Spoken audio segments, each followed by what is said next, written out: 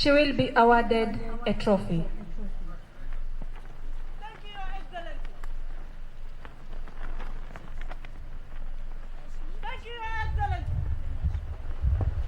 Best in academics, number 239479, Cadet Michael Kabara.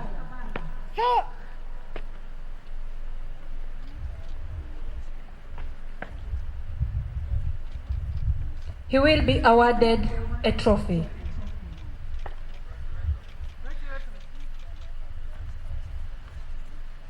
Thank you, Excellency. Best rifle shot, number 239507, Cadet Eric Kimanzi, who scored 49 out of the possible 50 points.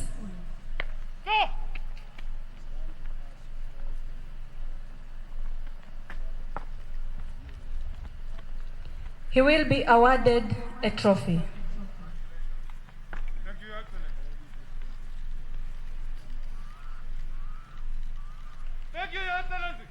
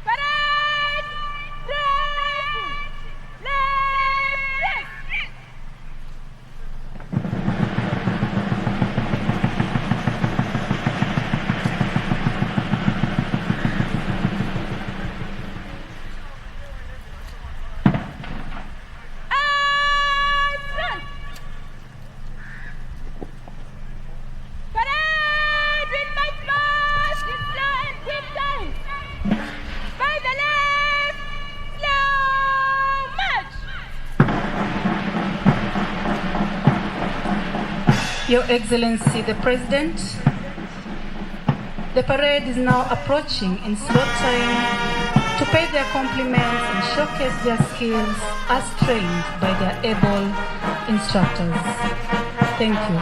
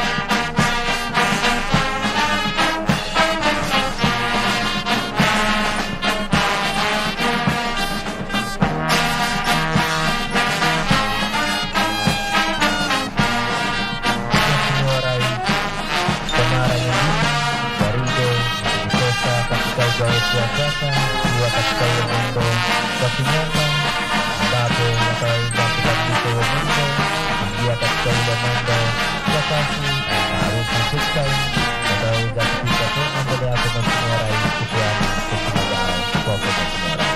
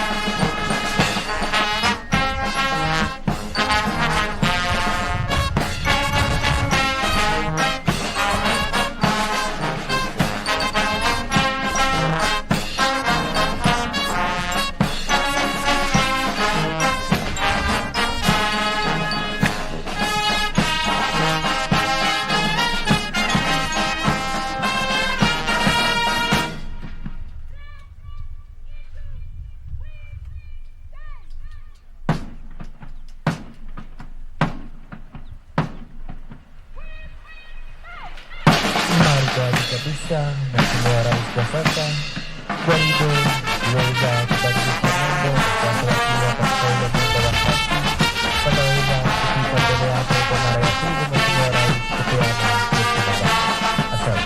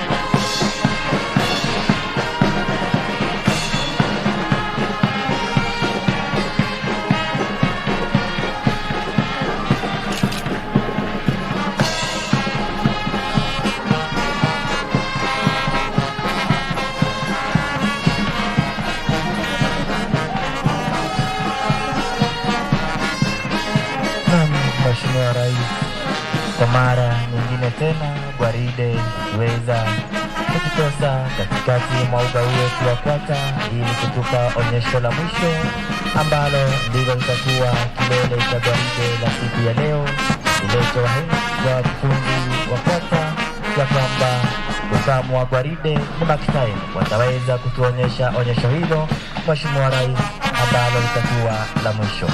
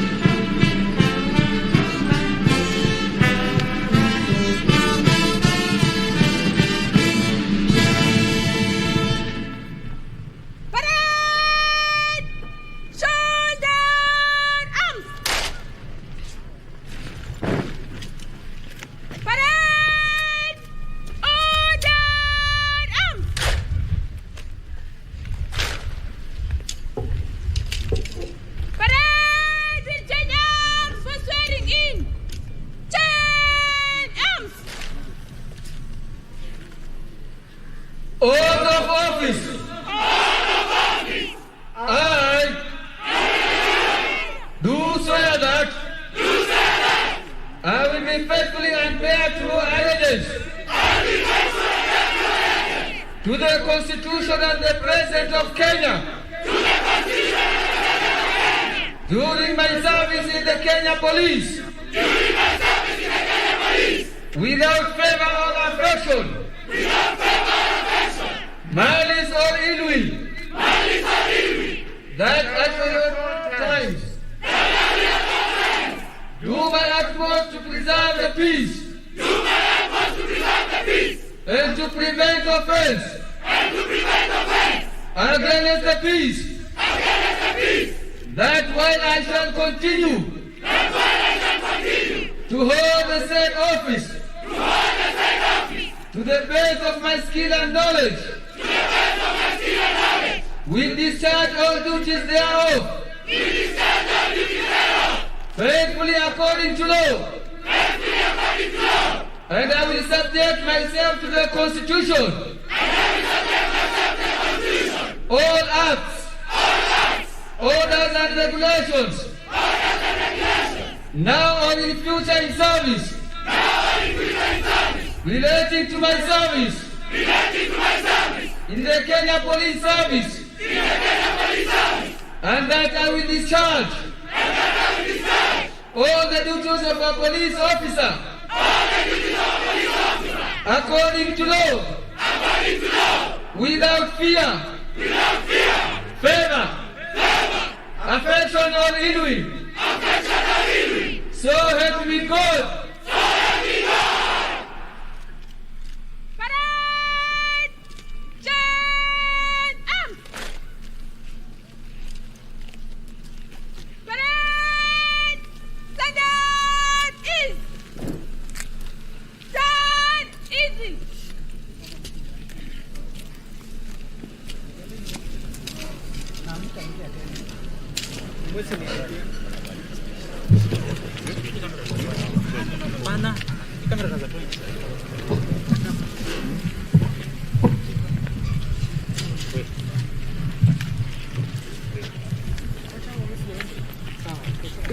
Your Excellency the President and Commander-in-Chief of the Kenya Defense Forces, Cabinet Secretary is present, Chief Administrative Secretary and Permanent Secretary is present,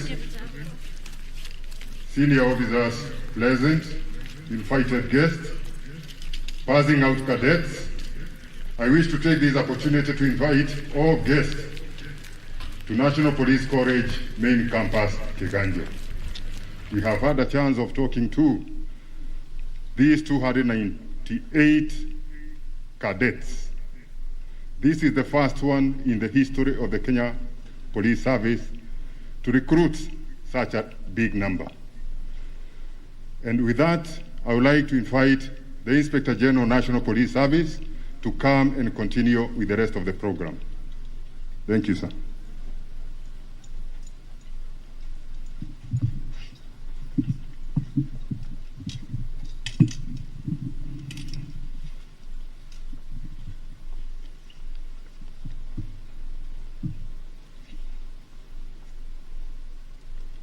Your Excellency the President and Commander-in-Chief of the Defense Forces, Cabinet Secretaries present, Principal Secretaries present, Service Commanders present, members of the National Police Service Commission, senior members of the National Police Service, distinguished guests, graduates, ladies and gentlemen.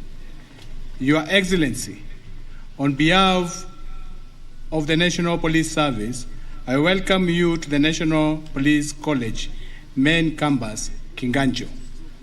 I sincerely thank you for honoring our invitation. Your Excellency, you note this is the third time you have been presiding the passing out parades of our passing out recruits, and we thank you sincerely, Your Excellency.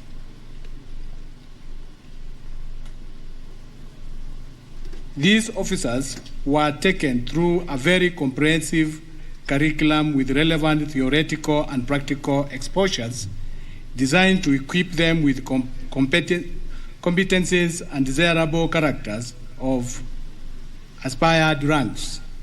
This team is composed of various professionals Amongst them are medical practitioners who will be instrumental in operationalizations of the National Police Service Hospital currently under construction.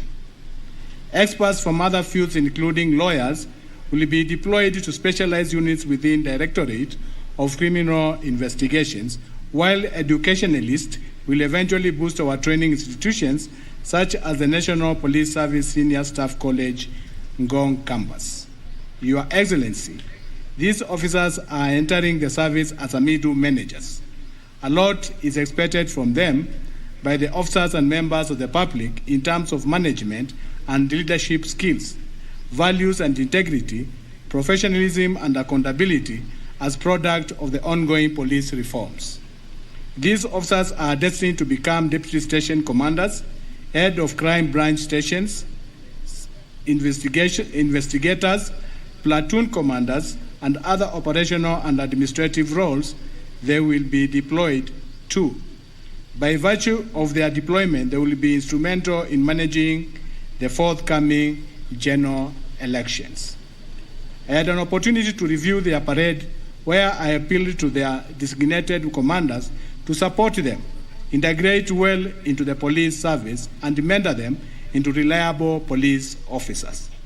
Sir, it is now my humble and honorable duty to invite the Cabinet Secretary, Minister of Interior and Coordination of National Government, Dr. Fred Matiang'i.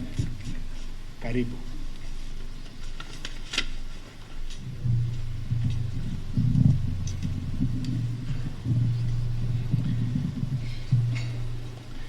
Your Excellency, our President and the Commander-in-Chief of the Kenya Defense Forces, my cabinet colleagues present here, the Honorable Minister for Defense, Honorable Eugene Wamalwa, the Honorable Minister for Energy, my sister and colleague Monica Juma, and my brother and colleague, the Minister for Defense and Veteran Affairs of the Republic of Uganda, who has graciously attended this occasion at the invitation of Your Excellency the President, the Chief Administrative Secretaries present here, senior officials from the Ministry of Interior, led by my two colleagues, PS Interior Engineer Kibicho and PS Correctional Services, Madam Savina Kwekwe, the honorable members of Parliament who are with us here, especially the members of Parliament of the Security Committee in the National Assembly, senior leaders who are here from the entire of our police command and heads of our security agencies, Commissioner General, Prison Service, the representative of the CDF, the cadets, ladies and gentlemen. Your Excellency, you write another chapter in this country's wonderful history today. With the passing out of the 298 cadets, Your Excellency, you have achieved a historic feat, because this is the first time ever since independence we are having direct admission of police cadets who have been trained here. This is in line with the plan that you gave the country when you came to office of moving our national police service to global standards in terms of its capacity and its performance. I personally thank the Lord, Your Excellency, because I sat through this, and my colleagues who are here, like Ambassador Juma, remember how committed you have been to ensure that you are security sector to this level. And from this day forward, a new chapter is opened in the manner in which we equip and capacitate the leadership and management of our police service. We will be better, more responsive, more focused, and committed to the law in terms of ensuring law and order in our country. Your Excellency, on my own behalf, and on behalf of my colleagues at the Ministry of Interior, I can't thank you enough for the leadership you have given us. It takes leadership to get where we are today, and it's absolutely because of your commitment that we have come to this point, not just in this service, but in many sectors of our security departments in the country. Finally, sir, I would like to commit on behalf of my colleagues from the ministry and the entirety of our internal security sector that we are ready under your command to follow the instructions to ensure that we keep our country secure and safe, and that we are prepared to preside over and to support the IEBC to conduct the general elections this year. We will do so strictly according to the law. There are times when we are asked to do things that are not within the law. We will do so strictly according to the law, Your Excellency, as you have instructed us and as we are established by law. And all these officers, and I can speak on behalf of all my wonderful colleagues, are ready to do their bit. So, sir, we thank you for what you have done to us as citizens of this country and for the solid leadership you have shown and how you have brought us to this point in our country. And ladies and gentlemen, all of us today are looking forward to listening to our president, and it's therefore my distinct privilege, honor, and pleasure to request you to be upstanding as I invite His Excellency, our President, to speak to us and preside over this ceremony. Your Excellency, sir. Thank you, Fred. Please be seated.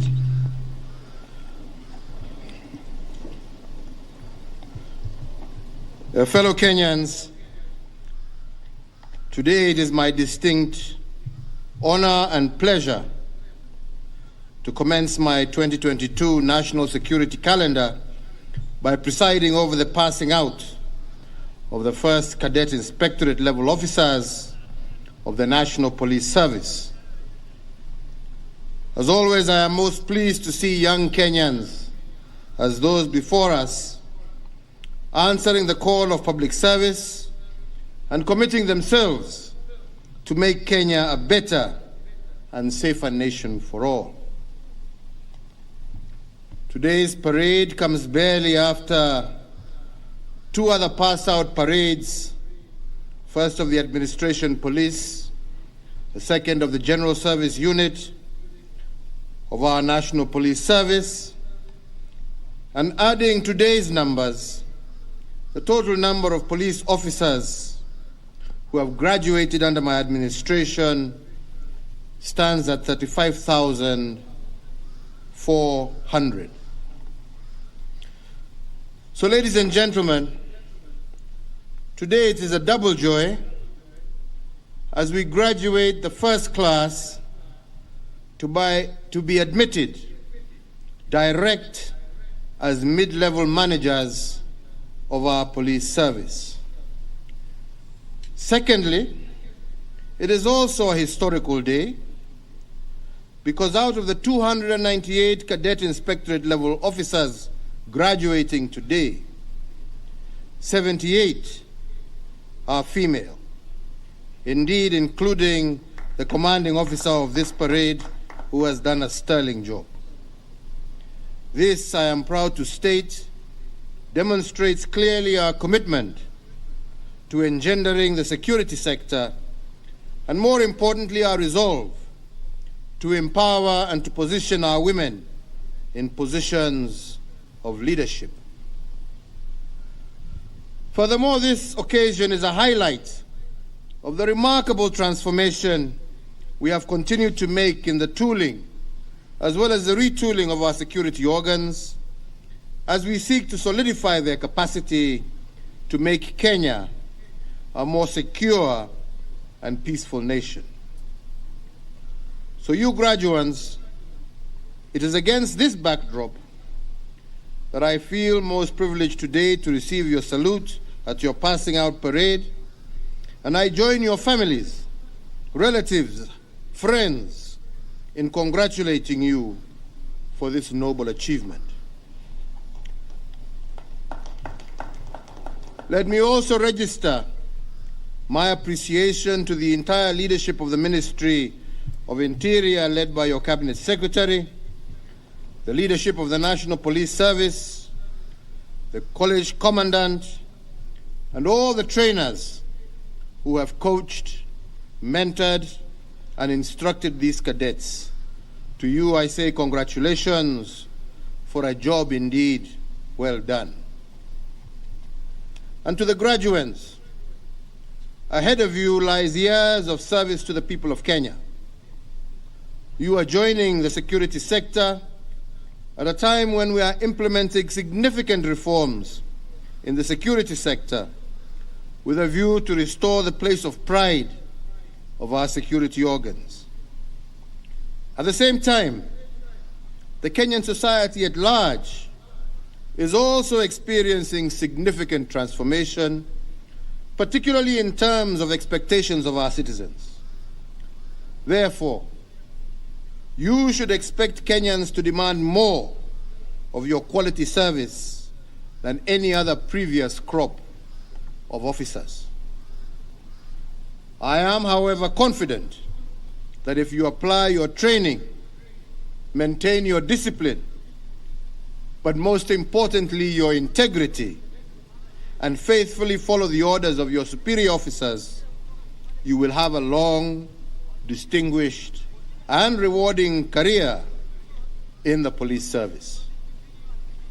I therefore urge you to rise to the challenge and to exceed the expectations of many. Serve with dignity, integrity, honor, and valor.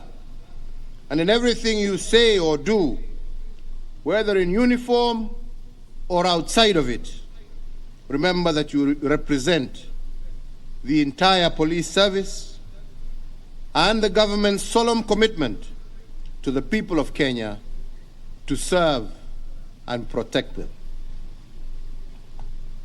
Ladies and gentlemen, strengthening the security sector has been a priority agenda for me, underpinned by our recognition of the importance of security to the realization of sustained socio-economic development. This noble agenda has been realized through an acceleration of security sector reforms, enhanced resourcing, and modernizing of the police service in our effort to make it well prepared and resourced in surmounting the dynamic, existential, and emerging security challenges. These initiatives have seen police officers undergo a new training curricula, receive modern equipment, and have available to them better support and welfare benefits. I will mention just a few of the reform actions that we have taken. To boost service delivery and efficiency at work, we adopted the motor vehicle leasing program for the police service. This game changer has resulted in an end to the mobility challenges that used to face the police officers across our country.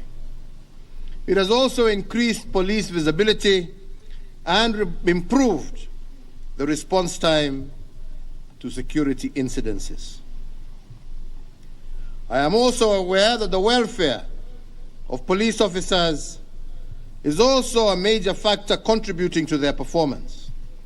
And in that regard, that is why we heralded a new dawn of comprehensive medical insurance cover for all national police and Kenya Prison Service officers, and the cover which is currently in place is benefiting the officers and their immediate families.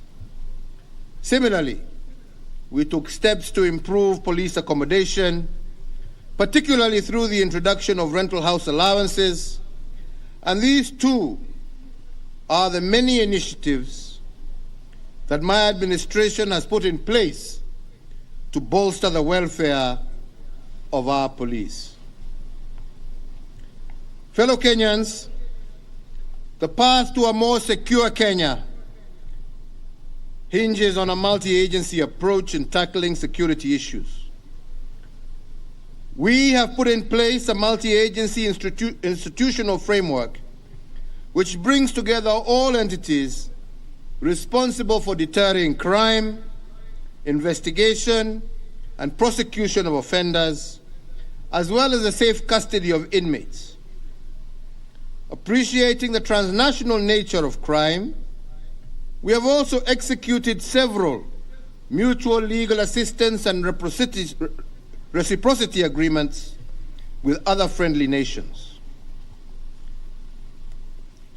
As you are aware, we live in a very dynamic environment with a myriad of security challenges, and indeed the regional and international spheres exhibit numerous security threats that have impacts within our own country.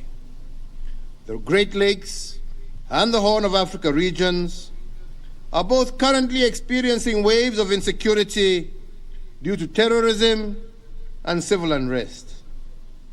Therefore, we all as a nation must remain vigilant to ensure that despite all that is happening outside our borders, that we remain safe and secure here at home while working together with our colleagues across the regions to ensure peace and stability for our whole region. As I conclude my statement, let me underscore that there is no greater honor for any citizen than to serve your country. So in that context, I urge each of you graduates to serve Kenyans with fidelity to the oath that you have taken today, to serve our people with courage and integrity, and to bring honor to yourselves, your families, the service, the nation, and this by your professionalism, excellence, and commitment to your duties. Finally, ningependa tu kusema, and just to add, that in a few weeks' time, we shall be opening the National Police Leadership College, which will be absorbing the next intake.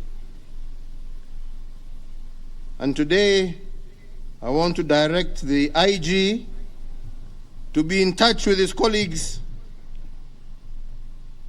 in the Kenya Defense Forces, and I see General Kyogo is here somewhere. Yeah, good. So that this new National Police Leadership College can become a constituent college of the National Defense University of Kenya, thereby enabling those who enter the cadet ranks of the police to be able to graduate with a degree from the National Defense University of Kenya. The second, and this not only to you graduates, but to all who serve in our National Police Service, I want to reiterate once again that you must not allow political intimidation to interfere with your work. In line with your oath of office, you are supposed to execute your work without fear or favor and without any intimidation from any quarter. Mufanye kazi yenu kulingana na sheria bila kujali huyu ni nani na yule ni nani. Muhalifu ni muhalifu, awe ni nani. Na hiyo nawahimizia tena ya kwamba lazima mufanye namna hiyo. Ya pili has to do with the case of rising vandalism against some of our national infrastructural projects. As we have seen vandalism of different signboards being taken down. We have seen towers of our transmission lines coming down as a result of vandalism. But we have also seen clear cases of sabotage, as was the case in Naivasha, where people have intentionally unbolted some of our transmission lines and masts to create chaos and havoc. It is clear, and the law is clear. These are acts of nothing less than economic sabotage, which falls as a treasonable act, and the law is very clear as to how you deal with individuals who commit treasonable acts and plunge the country into chaos for their own selfish needs.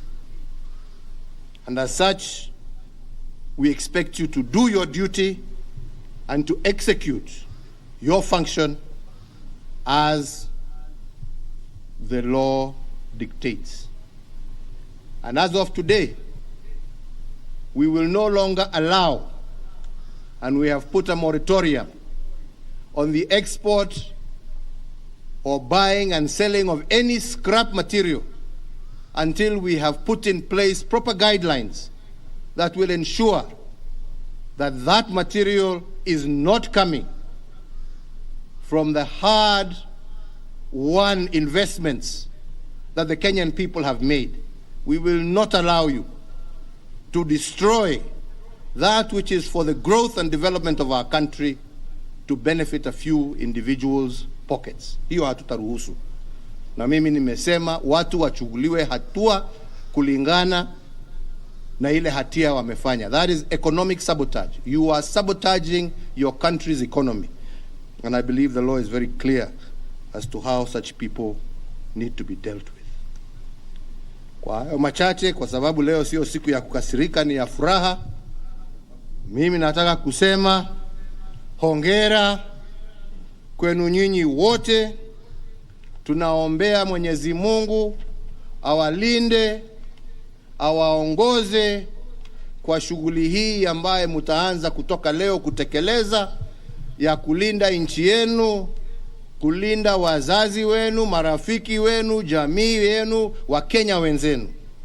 Yangu ni kuwaombea Mungu awe nanyi, awaongoze na awalinde katika hiyo shughuli, na nawatakia mema miaka ijayo, kwa sababu kati yenu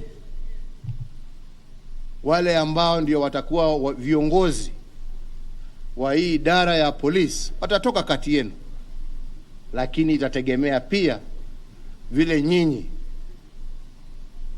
mtajisimamia na vile mtatekeleza kazi yenu, imani yenu. Tuachane na mambo ya ufisadi, tuachane na mambo ya ukabila. Yenu ni kuhudumia Wakenya milioni 50, na kila moja is the same as the other. Equal service, integrity, and you shall succeed and rise to the very top. May God bless you as you start your endeavors. Asanteni sana.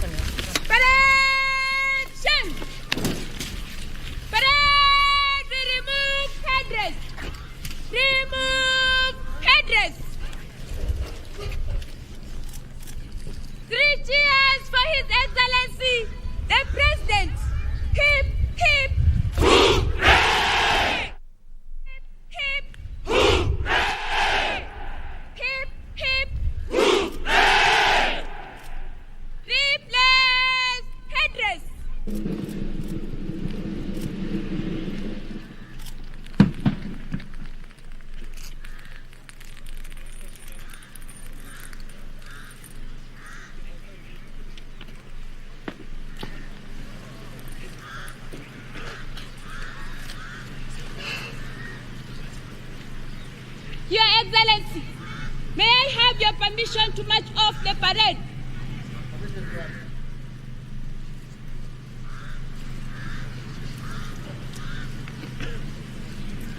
Thank you, Your Excellency.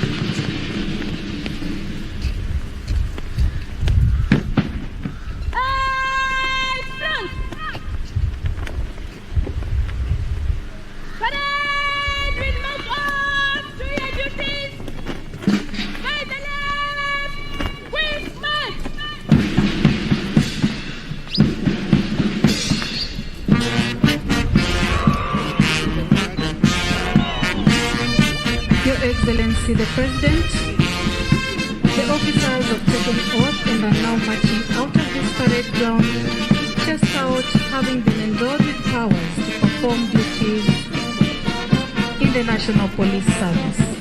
They are now ready to go and serve and jealously protect and guard our country. Thank you, Your Excellency. I will now invite my co-announcer in Swahili language, Police Constable Isaac Katari. Thank you. Shukran mwenzangu katika lugha ya Kimombo, Inspekta Maureen Oracha. Mheshimiwa Rais, kwa sasa maafisa hawa wakiwa wameshakula kiapo, sasa wakiondoka kutoka uga wetu wa Kwata kwenda kulitumikia taifa letu la Kenya katika hali yoyote, katika vilevile janja zozote zile, bila ubaguzi wowote, uwe wa kirangi ama wa kikabila. Asante Mheshimiwa Rais.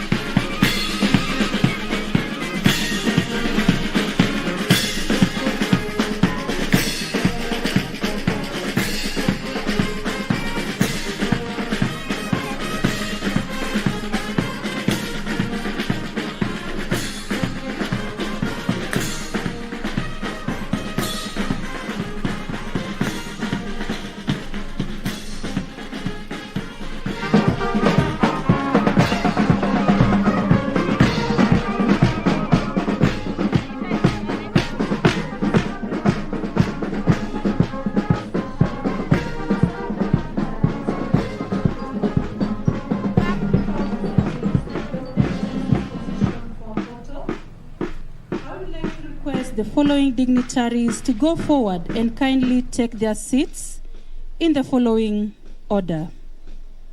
I would like to request the following dignitaries to go forward and kindly take their seats in the following order. Commandant, National Police College, Main Campus, Kiganjo. Please go forward, sir. Director, Directorate of Criminal Investigations. Please go forward, sir. Deputy Inspector General, Administration, Police Service. Please go forward, sir. Deputy Inspector General, Kenya Police Service. Please go forward, sir. Chairperson, National Police Service Commission. Kindly go forward, sir. Chairperson, IPOA.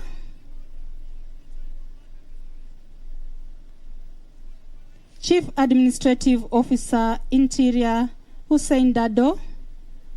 Kindly go forward, sir. Chief Administrative Officer, Interior, Madam Winnie Guchu. Please go forward, madam. Cabinet Secretary, Ministry of Energy and Petroleum. Please go forward, sir. Cabinet Secretary, Ministry of Defense. Please go forward, sir.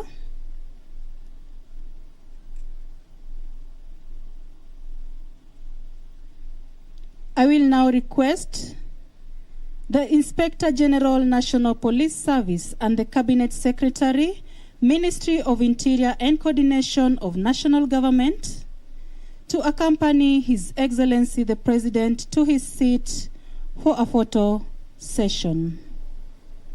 Thank you.